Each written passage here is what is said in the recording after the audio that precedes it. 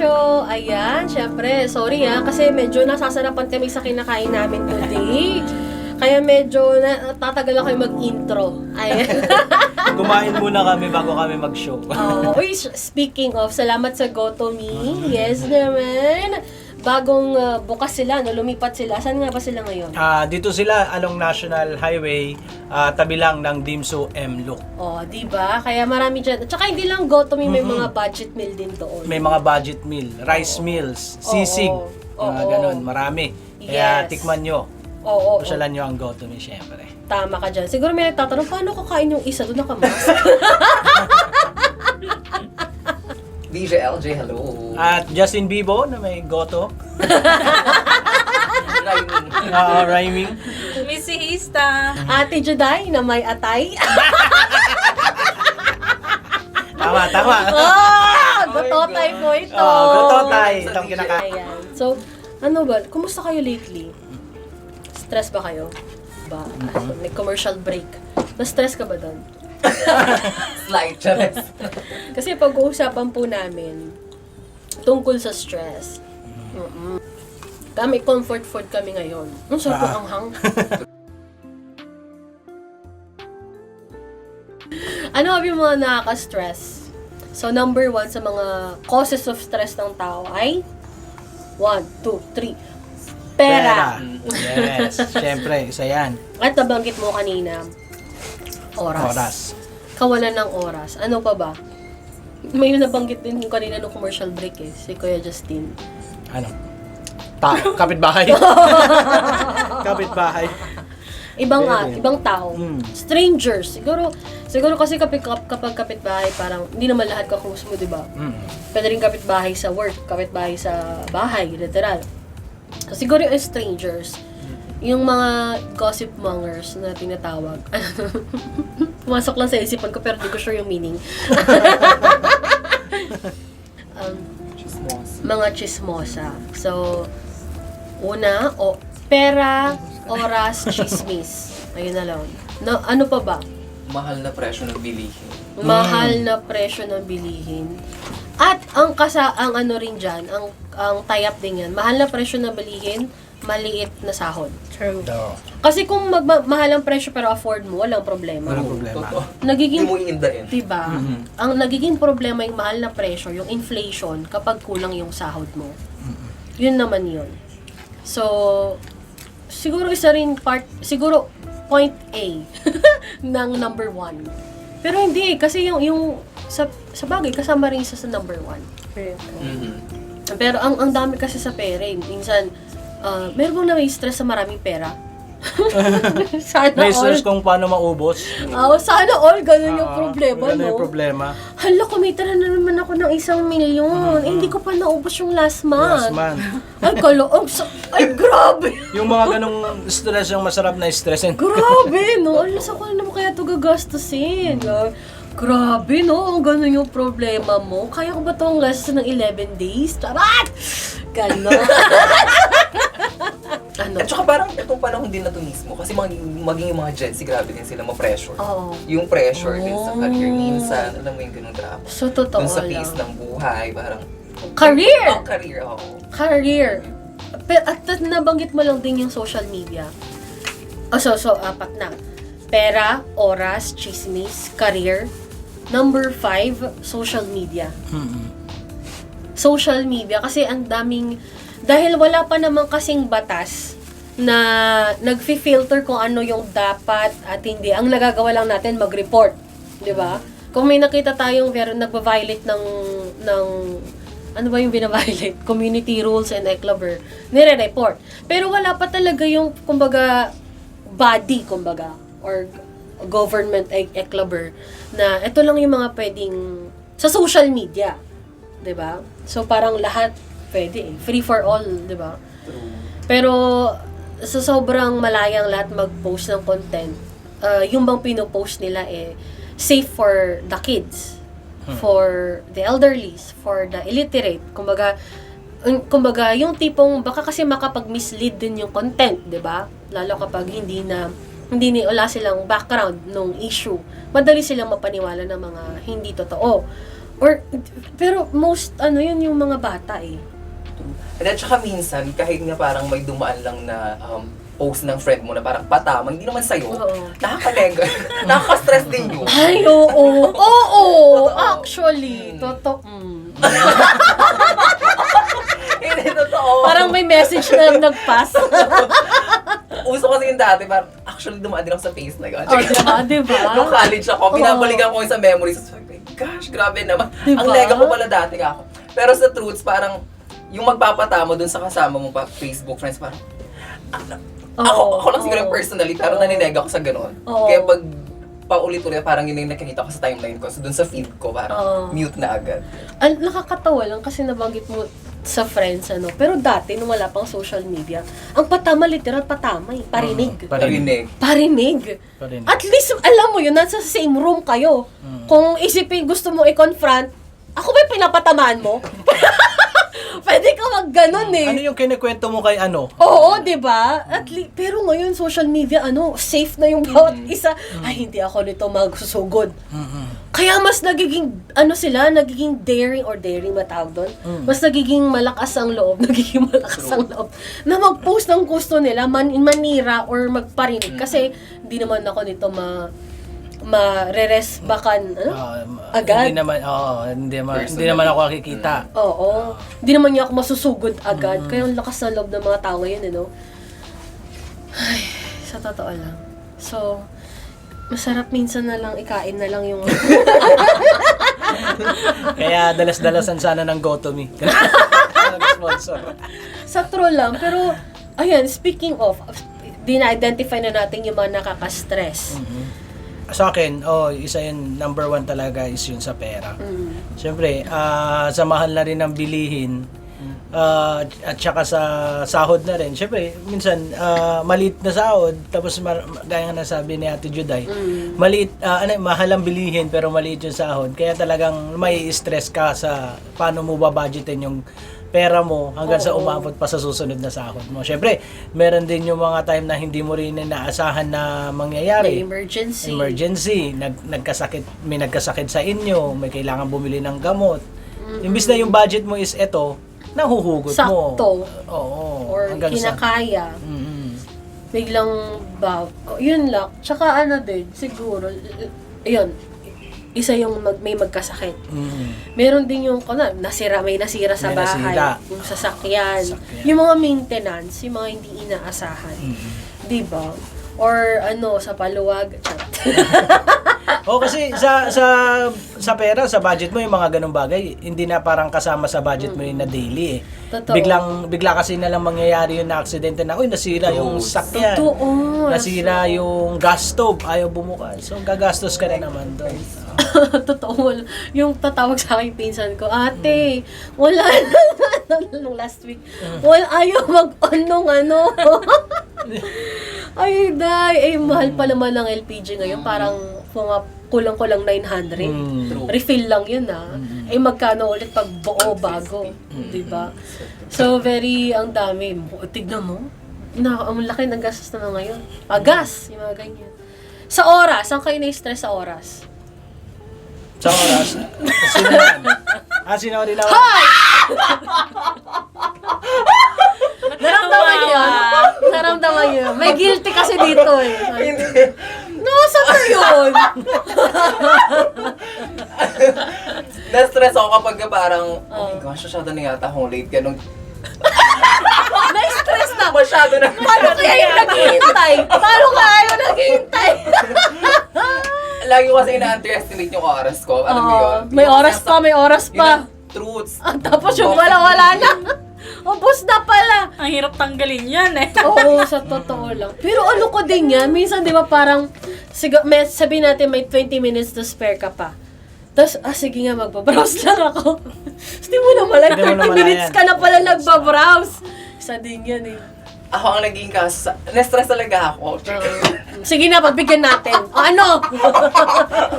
Pag gahol na ako sa oras, wait mo, nandito pa ako kakong ganyan. Hintay ko kasama ko na.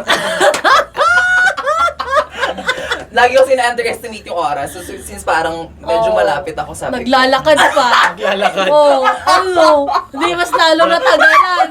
Sabi ko na lang, ay, naglalakad to. Sabi ko na nga, be. Rarampa. Lagi ko kasi iniisip, malapit lang naman ako, ganyan, chika. So parang dinedelay ko yung mga gagawin ko sa bahay. Gagawin pero ko actually, dapat, mga ganong drama.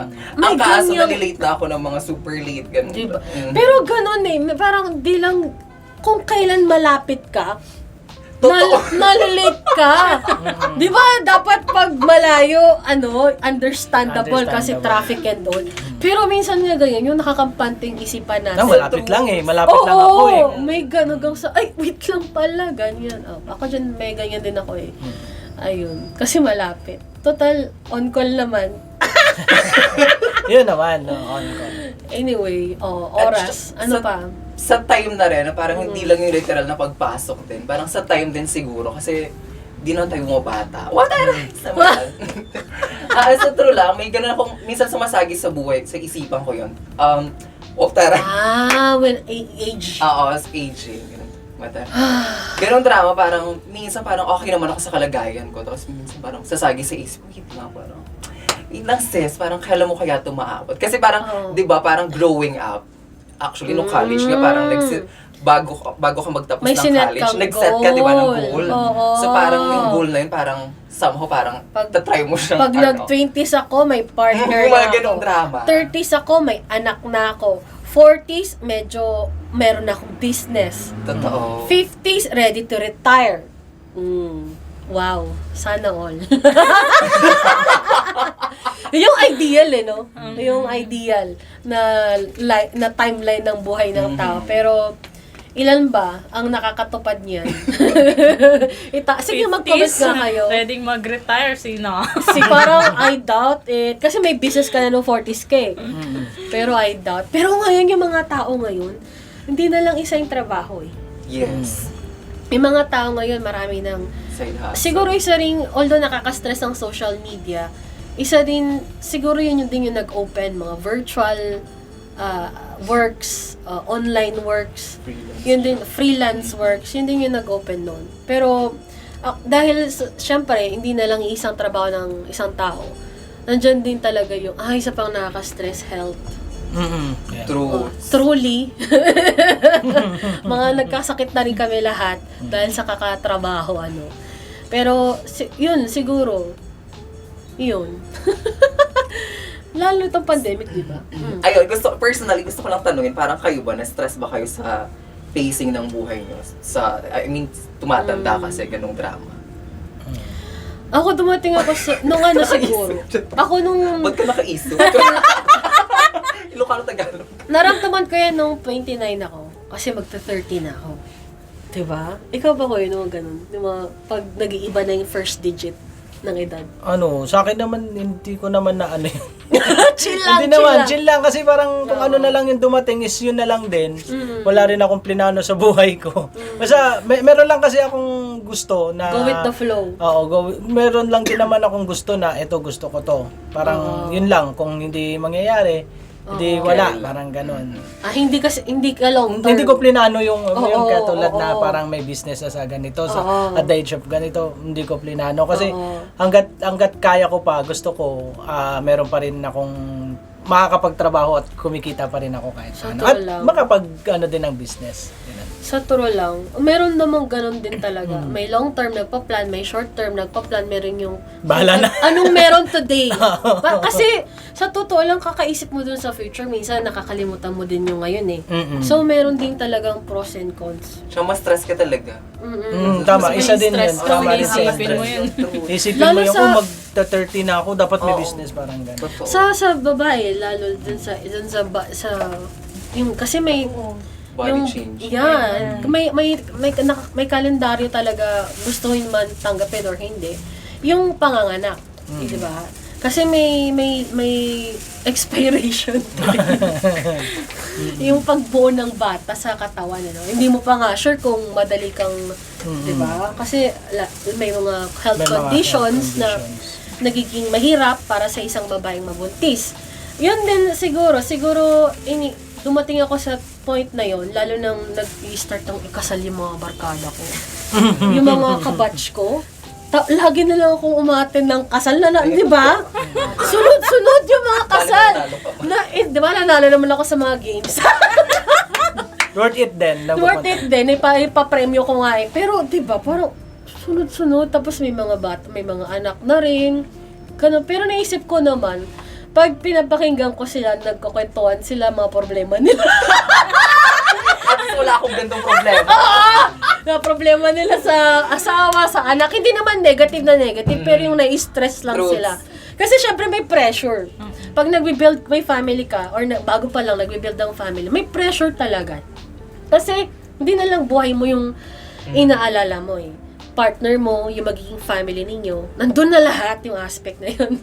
So pag nagkakwentuhan sila, na-stress sila, ay, Buti na lang wala akong ganitong problema. may gano'n na feeling. Buti na lang. Ay, Bruno, buti na lang ikaw lang. May gano'n. Pero syempre, at the end of the day, magpapaalaman kami, may kasama silang uuwi. Meron lang, iba pa din naman yun. So, depende lang talaga kung paano mo titignan yung sitwasyon mo. Nai-stress talaga ako noon, lalo yung nanay ko, yung mga tita ko. Uy, ready na yung yung baboy! Kaya, alam mo yung may ihahanda na sila, ikaw lang yung walang maiharap. Naka-ready na yung mga jigay parchenda, naka-ready na, ganyan. Ako na lang ang hinihintay yung kailangan mo papakilala. Siguro yung feeling, kasi people pleaser din ako eh. Yung feeling na ayaw ko silang ma-disappoint.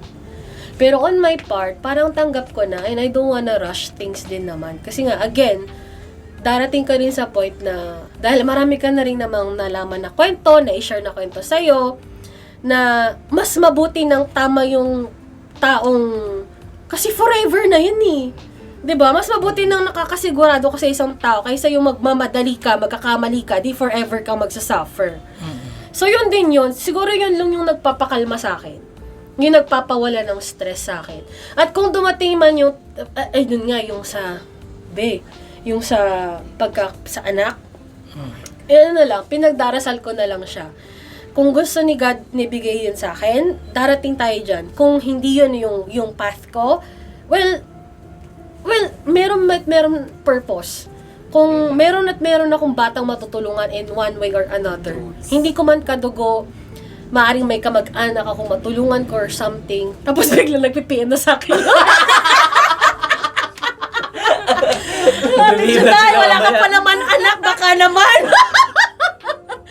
Pagkaya ko lang, kinakabahan Kaya ako. lang magkaya. Kinakabahan ako. Paki-delete charot.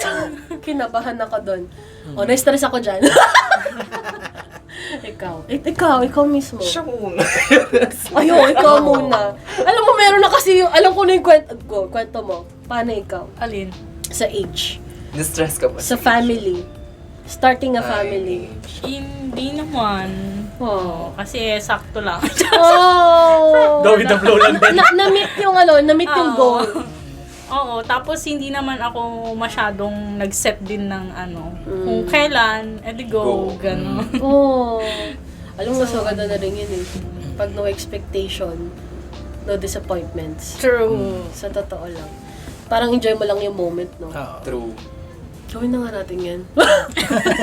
Hindi ka na-stress. Ikaw ba? Ikaw. Alin? Ikaw, isa sa aging. Sa aging, wala naman akong matres, di naman ito mabubulok. Akala ko buntis ka lang nakalaan. Lagi kang buntis. Wala ka palang matres? Siguro sa lang ako minsan, parang dun sa ako kasi bilang bunso, tapos parang may mga anak na yung mga kapatid ko. So parang somehow, parang na-feel ko lang din yung responsibility na ako na yung mag-aaral sa nanay ko. So parang, may ganun akong pressure minsan, parang, oh gosh, wait lang. Pa 28 na ako, so parang somehow, parang kailangan mag-step up ako, ganun chika, para lang, mas makapag-provide lang sa nanay ko. Ganun drama. Doon ako na-pressure minsan. Ayun. Pero siguro magkakanya-kanya na lang kami. Para hindi na ma-stress, malaki na siya. Hala na lang siyang joke. voice sa kanya. Daddy! May asi pa naman nanay ko. Daddy, calling for daddies out there! PM us! Charot! Mamimigay kami ng mga babies nyo. Mamimigay ng babies siya. Ikaw, kuya, in aging. Since in 30s na rin ako, siguro gusto ko na rin, sa akin, sa edad ko is parang gusto ko na rin mag-settle down, yung parang meron ka ng sariling bahay, sariling lupa, parang wala ka nang isipin kundi magtatrabaho ka na lang, ganun. Yeah. Ganun, nandun na ako sa age na, nandun na yung mindset ko, papunta na dun. Paritiro ka na, kuya. Gusto ko na nga gusto ko na yung nandun na lang ako sa bahay, ganun. Oh. Pero hindi pa pwede. Nag-aaral pa lang yung mga bata eh. Kaya hanggat kaya ko pa. Pero yun na yung siguro goal ko as of now. Makakuha Maging ng mas sarili. stable pa. Stable pa. Oh, so actually ako din. See. Pero 'di ba, sino ba naman ang tatanggi sa ganung buhay? Yung hindi ka na problema sa pera, hindi ka na problema sa oras kasi meron kang enough time for your family and loved ones. Sana talaga. So pag nai-stress kayo ganyan, ano yung mga nagpapatanggal ng stress nyo? Pera din. Pera na lang din. Pera din. Online shopping. Ako pagkain sa totoo lang. Kaya tingnan nyo naman. Kape. Kape. Yes, kape. O kakaubos lang ng kape ko. Kape. O sponsor naman dyan. Iced coffee, please. Oo nga. Oo, brewed coffee, iced coffee. Willing Yung kami pinagbilan tapos ko, merong mga pala yan, iced coffee. Ay, Meron? naising. Ah, Meron meron. meron. Nakita ko kanina. Oo, parang mamasyal tayo dyan. Ayun. Ano sa inyo? Ano pa? Ako yung pumangkin ko. Sa truth. Source of joy ko yun. Kaya siya din nakakatanggal ng stress ko. Nagbibigay din ba? Yung pera. Stress! Actually. Cute na stress, ganung drama siguro. Oh. Wag lang ako yung maghugas ng puwet niya. Chika. Ganung drama. Ay, yung privilege ng tita eh. Siya, tapos ako, fan kasi ako ng showtime, chika. Ever since kasi, actually. kapag na-stress ako sa buhay ko, lagi. Kaya kapag ka-active ako nanonood ng showtime sa baba. Pag na-akit ako lagi, ay, showtime yun. Stress ka. Stress to! Lagi kong stress. Kapag tuloy-tuloy ako nanonood ng showtime, doon talaga. Sa truths. At saka, sariling oras. Lagi naman may sariling oras kasi single naman. Di ba? Feeling. Parang stress tayo sa mga may pamilya. Hindi, since may mga kasama ko sa bahay, siguro sobrang kasi, therapeutic para sa akin. Kapag stress na stress talaga ako, ang nakakapag-recharge sa akin, yung Sunday morning na nasa beach ako. Ay, wow. Tapos higa ka lang doon, mag-isa, makikinig ka lang ng alon. Oh. Ayun. Pero gusto ko din yung may... Sige. Sa gilid. May hahawakan ka? Hahawak kamay? Yung pala hinawakan. Charot. Ay, pero alam mo, gusto ko yan gawin din. Pero tinatamad ako. Yung parang gusto mong pumunta pero Oo, tulog na lang ako. Oo, ini-imagine ko sa isipan ko gano'n na chill, gano'n ako magre-relax. Pero tinatamad ako lumabas. Same. Diba? Parang, parang ang talaga nun, ang ideal, ang scenic. Pero wala akong energy. Wala akong energy. Ako din. Nakatamad Tulog na lang. Parang nasa kama na ako, dito na lang ako. Diretsong work ka, tapos gigising ka ulit ng maaga para Totoo. lumabas. Ay, maaga ka. Ihiga na lang. Diba? Higa. Ako din. At saka pasa Diyos. Napasa Diyos na lang. Kamukan ako eh. Sa to. Ako naman, Go with the flow. Go with the flow. sa true. Ako naman, kung ikaw showtime, ako naman, Running Man. Yung Korean variety. Kasi lang yun, parang celebrities na may games, tapos yung personalities na nakakatawa. Tapos, ayun. Tapos mga K-drama na happy ending lang Ayoko nanonood ng ayoko ng heavy drama, ayoko ng may mamamatay. Kasi i-spend ko yung oras sa panoorin ito, tapos papaiyakin mo lang ako. i-stressan mo lang ako kasi hindi ako rin nanonood ng horror. Kasi kung gusto ko lang ma-stress, enough na yung stress sa totoong buhay. Kaya kung may time, gano'n, yun yung sinisingit-singit kong panoorin. Tsaka si Bruno, yung aso ko, bilang kasi siya nagsasalita Nakatingin lang, nakaganon. katingin lang kung pwede lang sana. Yun, kasi naman, ang sa akin naman kasi, sanay akong mag-isa. Pero may times din talaga na magsasawa ka rin na mag-isa. Pero kung may kasama ka naman, isipin mo rin mag-isa. Ang conflict nga, yung parang, ang siguro kaya din ako, ako, for me, parang malapit ako sa inyo kasi wala akong kausap sa bahay. Kaya pag nasa work ako, parang, yun lang ako nakakapagsalita actually. Kasi di naman, wala naman ako, anong kinakausap ko sa sarili ko. Kasi natitipid ang laway ko sa bahay. Ganyan. Parang sa tawa lang siguro pag may nanonood ako. Pero lahat yun, pag nandito na ako, dito na lumalabas yung kadaldalan ko talaga. Kasi wala nga akong kausap. Pero naman, syempre may times na kausap ko yung kaibigan ko. Doon din ako nag-unload. So, ang unstressing ko, sa bahay lang. Ay, sa bahay lang. Pag lumabas ako, lahat ng pwede kong puntahan, gagawin ko na. Parang hindi ko yung tipo ng tao na Sabado dito ako pupunta, Sunday dito. Hindi. Kapag meron ng araw na lalabas ako, okay, may oras pa, iikot na ako. Truths. Para may araw na nasa bahay lang ako. Same. Diba? Totoo. Kasi lalo yung Sunday, yung day off ko, sagrado yun Parang, kasi yun lang talaga yung hindi ko iisipin yung trabaho. True. Pero ending, teka lang, maganda tong content. Biglang nagka-canva ako. Pero paggabi na, okay na yon. Pero gusto ko lang yung day talaga na pwede, yung mga gusto kong gawin, nag-scrapbook din ako. Alam mo yun, doon lang ako nakapaglinis ng todo, ganun. Wow, parang lagi naman naglilinis. Kasi mag-isa nga lang. So yun yung mga bagay na tsaka yung pagkain, dessert. Yan tayo. Diyan tayo nagkakamali. Ikaw, kuya?